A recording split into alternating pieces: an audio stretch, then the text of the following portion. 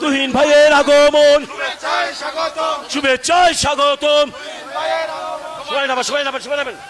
এই গত 9 মাসে আমরা দেখেছি যে দুপুরবেলা ওই প্রধানমন্ত্রীর জন্য নাকি ভাত রেডি করা ছিল, নাকি মাছ মাংস সব রেডি করা ছিল, কিন্তু রিজিক কি জিনিস দেখেন, আল্লাহর মায়ের কি জিনিস দেখেন।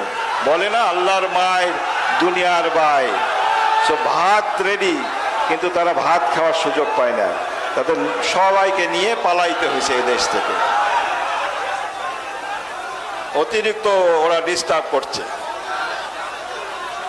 দেখেন এই জন্য, এবং এই যে অসম্মানিত সে হলো, কিন্তু পক্ষান্তরে দেখেন আমাদের নেত্রী বেগম খালেদা জিয়া, যাকে তারা তিলে তিলে হত্যা করতে চেয়েছে, যার কোনো অন্যায় নাই, যাকে একটা ভুয়া মামলা, অর্থ আত্মসাতের মামলা দিয়েছে। কত টাকার?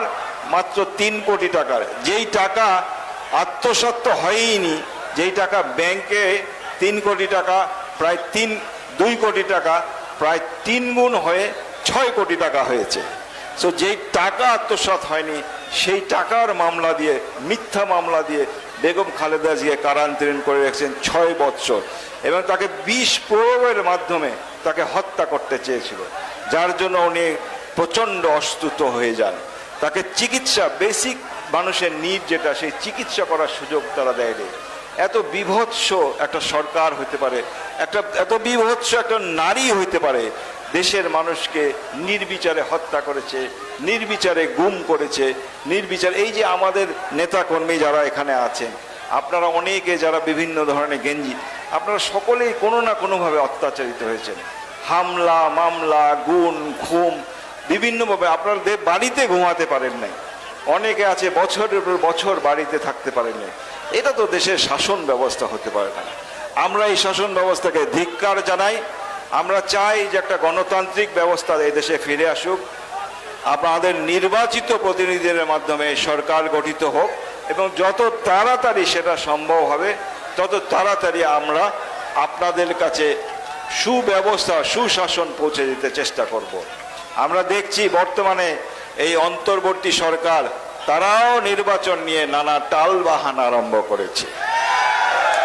আমরা চাই না এই সরকারের বিরুদ্ধে যেতে, আর দেশের জনগণ চায় না এই অন্তর্বর্তী সরকারের বিরুদ্ধে যেতে। বিএনপি সর্বাত্মকভাবে এই সরকারকে সমর্থন করে দিয়ে যাচ্ছে, এবং বিএনপি সর্বাত্মকভাবে সমর্থন করে যাবে যতক্ষণ পর্যন্ত তারা এই দেশকে একটা সঠিক পথে নিয়ে একটা গণতান্ত্রিক পন্থায় নির্বাচন দেবে। কিন্তু এটা যদি ব্যত্যয় হয়, তাহলে অতীত থেকে শিক্ষা আপনারা নেন। যারা আজকে অন্যরকম চিন্তা করছেন, এই সরকারের ভিতরে কিছু ভূত আছে, তারা অনেক রকম চিন্তা করছে। দেশে আজকে করিডোরের চিন্তা করছে মায়ানমারের জন্য, যেটা যদি করে ওই সকল দেশের সকল মানুষের অনুমতি ছাড়া বা সকল রাজনৈতিক দলের সঙ্গে আলোচনা ছাড়া, তাহলে এই দেশে একটা যুদ্ধকালীন পরিস্থিতির মধ্যে পড়লেও পড়তে পারে।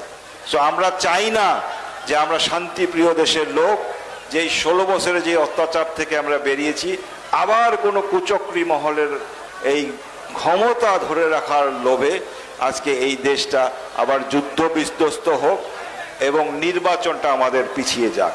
সুতরাং আপনারা সজাগ থাকেন, আপনারা সচেতন থাকেন, যাতে আমাদের গণতান্ত্রিক অধিকার আদায়ের জন্য যদি প্রয়োজন হয়, যদি আমাদেরকে আমাদের দল নির্দেশ দেয়, তাহলে আমরা আবার প্রয়োজনে রাস্তায় নামবো।